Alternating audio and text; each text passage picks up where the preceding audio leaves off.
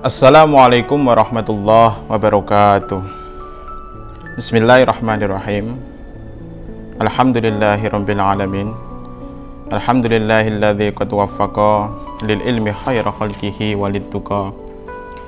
Hatta nahat qulubuhum linahwihi famin azimi sya'nihi lam tahwihi. Fa usribat ma'na dhamir lisani fa uribat fil hani bil alhani. Sumas salatu wassalamu laiki ala nabi afsahil halaiki Muhammadin wal ali wal ashabi man atqanul qur'ana bil i'rabi amma ba'du. Hadirin yang dirahmati oleh Allah Subhanahu wa taala, Alhamdulillah pada detik ini kita masih diberikan servis nikmat oleh Allah Subhanahu wa taala, di mana servis nikmat dari Allah Subhanahu wa taala ini tidak ada ujung dan juga tidak ada akhirnya. Selalu mengalir kepada diri kita bahkan tanpa pernah kita minta kepada Allah Subhanahu wa taala. Saking baiknya Allah Subhanahu wa taala, Allah sampai melabeli diri beliau dengan sebutan Ar-Rahman dan juga Ar-Rahim.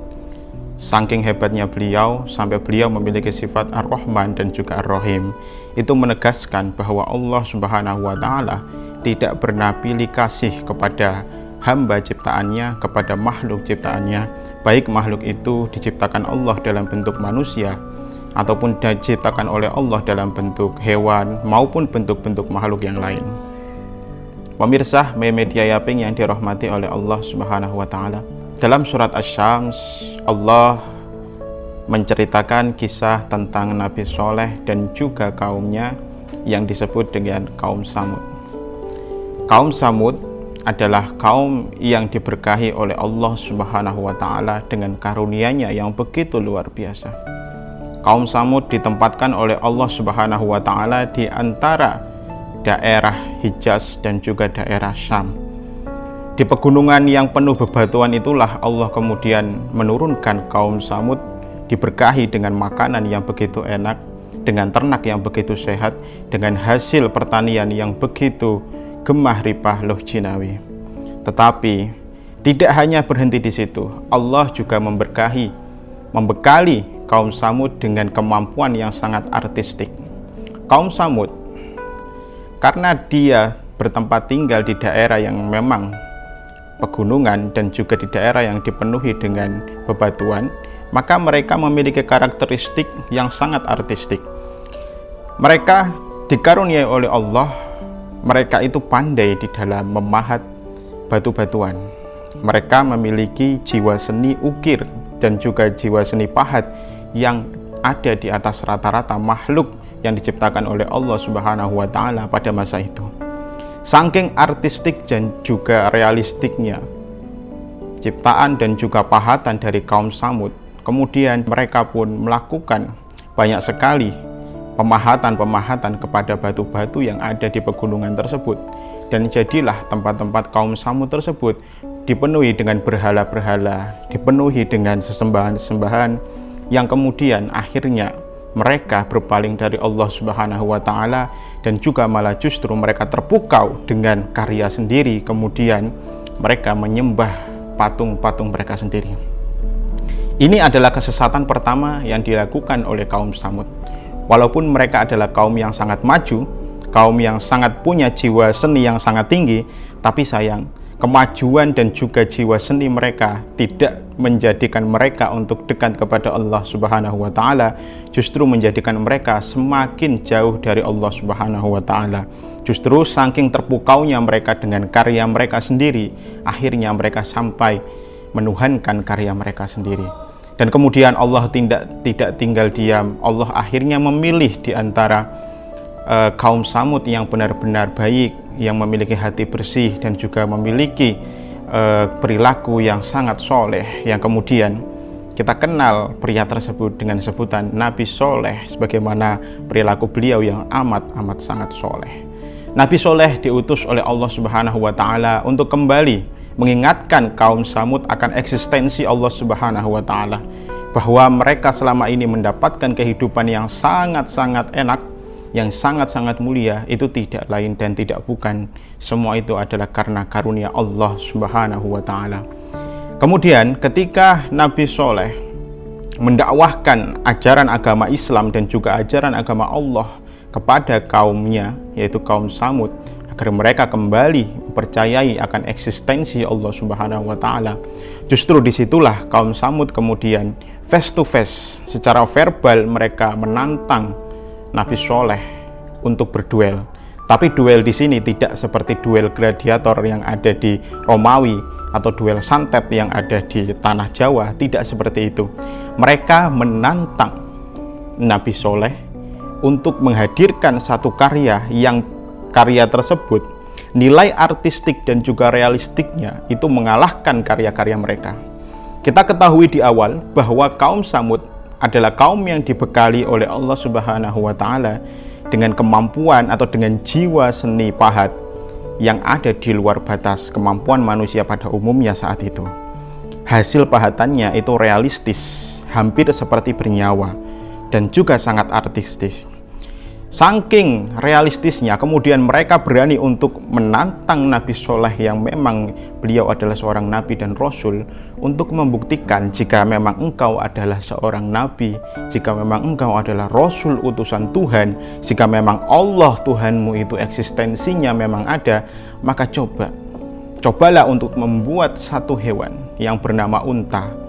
Buatlah hewan unta itu hidup, memiliki tubuh, memiliki nyawa, hidup seperti kami, dan buatlah unta tersebut dari sebongkah batu, sebagaimana kami mampu membuat patung yang sangat hidup, yang sangat realistis, yang kami buat dari batu. Jika memang nilai artistik dan juga realistis dari unta yang diciptakan oleh Nabi Soleh itu mampu mengalahkan patung-patung yang dibuat oleh kaum Samud, maka mereka akan mengikuti dan juga mengakui bahwa Nabi Soleh adalah seorang rasul dan juga utusan Allah Subhanahu wa Ta'ala. Kemudian mendengar tantangan itu, Nabi Soleh akhirnya meminta kepada Allah Subhanahu wa Ta'ala untuk mengabulkan apa yang diminta oleh Nabi Soleh. Setelah Nabi Soleh meminta kepada Allah, turunlah mukjizat Nabi Soleh. Disaksikan ratusan bahkan ribuan mata dari kaum Samud. Mereka semua benar-benar menyaksikan bahwa Nabi Soleh mampu mengeluarkan seekor unta betina yang begitu indah, yang begitu sehat dari dalam sebongkah batu yang besar. Dari dalam batu yang besar tersebut muncullah seekor unta betina yang sehat. Mata mereka terbelalak, mata kaum Samud semua terbelalak, dan di antara mereka, terutama kalangan grassroots atau kalangan orang-orang yang ekonominya kelas bawah dan menengah, sebagian dari mereka kemudian langsung bersujud kepada Allah Subhanahu wa Ta'ala. Mereka kembali mengakui eksistensi Allah Subhanahu wa Ta'ala. Tidak mungkin ada batu yang bisa melahirkan onta. Tidak mungkin ada seorang manusia yang mampu membuat karya dari batu, sedangkan karyanya hidup sebagaimana seperti kita. Tidak lain dan tidak bukan, ini pertanda bahwa memang yang dibawa oleh manusia ini, atau Nabi Soleh ini adalah benar-benar ajaran yang benar. Tuhannya adalah Tuhan yang benar. Saking kuasanya Tuhannya sampai mampu menjadikan sesuatu yang mati menjadi hidup, atau sebaliknya. Tapi tak kalah banyak juga orang-orang dari pembesar kaum Samud, banyak juga yang kemudian tidak mempercayai apa yang dibawa oleh Nabi Soleh. Mereka menuduh apa yang dilakukan oleh Nabi Soleh tidak lain dan tidak bukan adalah tipuan semata. Itu hanyalah sebuah sihir, tipuan mata, itu tidak nyata, itu tidak realistis. Dan kemudian Nabi Soleh mengingatkan kepada kaumnya, ini adalah naqatallah, ini adalah naqatallah. Ini bukanlah ontaku, tapi ini adalah onta Allah Subhanahu wa Ta'ala. Onta ini, izinkan onta ini pada satu hari untuk minum di tempat minum kalian. Maka kalian diizinkan di hari selanjutnya untuk memerah susu dari onta ini. Itu merupakan hal yang cukup adil, di mana onta ini bisa bermanfaat bagi kaum Samud, dan juga onta ini memanfaatkan air dari kaum Samud. Tapi Nabi Soleh juga mengancam, jika di antara kalian ada yang mencelakakan onta ini, apalagi membunuh onta ini, maka ingatlah siksaan Allah, azab Allah sangatlah pedih kepada kalian semua. Jarang Allah mengeluarkan mukjizat seperti ini. Ketika engkau diberikan mukjizat seperti ini, mukjizat yang sesuai dengan kalian minta dan sudah diberikan oleh Allah Subhanahu wa Ta'ala, tapi kalian tidak mau beriman kepada Allah, maka tunggulah azab yang akan diberikan oleh Allah Subhanahu wa Ta'ala. Kemudian pembesar-pembesar kaum Samud berlalu begitu saja dari hadapan Nabi Soleh dengan congkaknya, dengan sombongnya. Mereka seolah-olah tidak peduli dengan apa yang dikatakan oleh Nabi Soleh. Mereka dengan enjoynya berkata, apakah benar ketika kita membunuh onta tersebut kemudian kita akan celaka? Takdir ataupun warning yang diberikan oleh Nabi Soleh justru tidak membuat mereka takut, malah justru membuat mereka semakin penasaran. Apakah benar azab itu ada? Apakah benar ketika kami membunuh onta tersebut maka kami akan diazab oleh Tuhan dari Soleh yang namanya adalah Allah Subhanahu wa Ta'ala? Kemudian mereka pun melakukan satu iktikad jahat. Mereka pun melakukan satu konsolidasi untuk benar-benar membunuh onta ini setelah onta ini di mata air yang dimiliki oleh kaum Samud. Dan pada hari itu pun memang terjadi. Di dalam kitab Qasasul Quran atau Qasasul Anbiya dijelaskan bahwa salah satu pembunuh dari onta tersebut bernama Qudar bin Salif. Memang yang membunuh onta ini sebenarnya hanyalah satu orang, yaitu Qudar bin Salif. Tetapi Qudar bin Salif ini beraksi atas dasar inisiatif dari banyak sekali kaum-kaum Samud ataupun pembesar-pembesar kaum Samud. Jadi yang melakukan aksi satu orang, tapi aksi satu orang ini mewakili dari aspirasi berbagai masyarakat dari kalangan elit kaum Samud. Jadi seolah-olah yang melakukan adalah seluruh orang Samud, seluruh kaum Samud yang memang meridhoi terjadinya pembunuhan ini. Ar-ridha bisyai' ridha bima yatawalladu minhu. Seperti itu kaidahnya. Jadi yang bisa disalahkan bukan hanya Qudar bin Salif, tapi juga seluruh kaum Samud yang memang ridho, diam akan peristiwa pembunuhan onta Nabi Soleh alaihi salam. Dan ketika onta itu telah dibunuh oleh Qudar bin Salif, Nabi Soleh pun datang ke tempat terjadinya peristiwa itu. Nabi Soleh dengan sedikit marah beliau mengancam kepada seluruh masyarakat dari kalangan kaum Samud yang terlibat atau yang ridho, yang ikhlas, yang merencanakan tentang pembunuhan onta ini, maka dalam waktu 3 hari dari onta itu mati, maka siap-siaplah untuk menerima azab dari Allah Subhanahu wa Ta'ala. Kemudian mereka pun berlalu lagi dari Nabi Soleh alaihissalam dengan perkataan yang masih songong sebagaimana mereka yang pertama. Mereka merasa bahwa apa yang dikatakan oleh Soleh itulah tidaklah nyata. Dalam waktu 3 hari, oke, kita akan tunggu apakah benar-benar dalam waktu 3 hari itu kita akan dibinasakan oleh Tuhannya Soleh yang bernama Allah itu, ataukah kita akan enjoy-enjoy saja. Harusnya kita tenang saja karena kita memiliki Tuhan yang sangat-sangat hebat, Tuhan yang sangar, Tuhan yang gagah berotot, ya, yang terbuat dari batu yang kita sendiri ukir batu tersebut, kita pahat batu tersebut. Tuhan kita yang begitu banyak mampu melindungi kita dari serangan Tuhannya Soleh alaihissalam. Dan kemudian di hari ketiga yang telah dijanjikan, mereka semua berbondong-bondong keluar dari rumah dan berkata, mana azab yang dijanjikan oleh Soleh. Kemudian tidak lama ketika mereka hendak pulang ke rumah mereka, masuk ke dalam rumah mereka, tiba-tiba muncullah guntur dan juga petir yang sangat banyak sekali dari langit menyambar seketika ke seluruh masyarakat kaum Samud yang memang terlibat dalam aksi pembunuhan onta tersebut. Tidak hanya itu, Allah juga membinasakan mereka dari dalam tanah.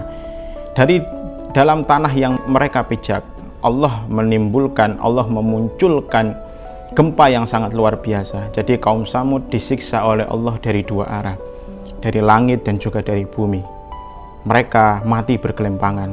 Setelah mereka mati, Nabi Soleh pun berkata kepada pengikutnya yang setia, kepada kaum Samud yang tersisa, yang setia, agar menjadikan apa yang dikehendaki oleh Allah Subhanahu wa taala, menyiksa kaum Samud yang tidak percaya, sebagai ibrah, sebagai pelajaran yang bisa dipetik bahwasanya ketika Allah sudah berkehendak, maka semuanya akan terjadi.